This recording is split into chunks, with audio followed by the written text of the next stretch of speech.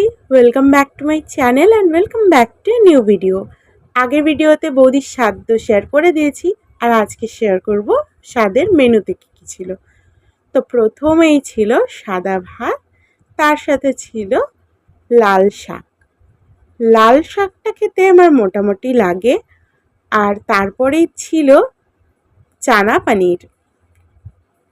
চানা পানির শেষ হতেই দিয়ে দিয়েছিল মাছের মাথা দিয়ে মুগের ডাল আর ঝুড়ো আলু ভাজা।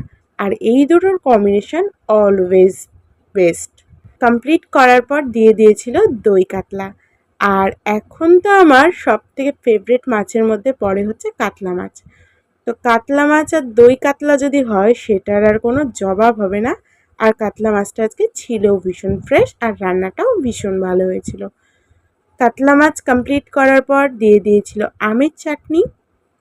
আর ভোজবাড়ি খেলে এই চাটনিটা শেষ পাতে না পেলে কিন্তু একদমই ভালো লাগে না। আর যেহেতু ছিল স্বাদের অনুষ্ঠান, তাই দিয়েছিল একটু পায়েস। আর পায়েসটা আজকে সব খাবারের মধ্যে আমার বেস্ট লেগেছে। তারপরে ছিল বড় একটা রাজভোগ, এটাও কিন্তু আমার ভীষণ পছন্দের। আর সব শেষ পাতে ছিল ক্ষীরমালাই। যাই হোক, আজকের খাওয়াটা কিন্তু একদম জমে গেছে, কারণ প্রতিটা খাবারই ছিল আমার পছন্দের। তো চলো, আজকের ভিডিওটা এখানেই শেষ করছি। টাটা।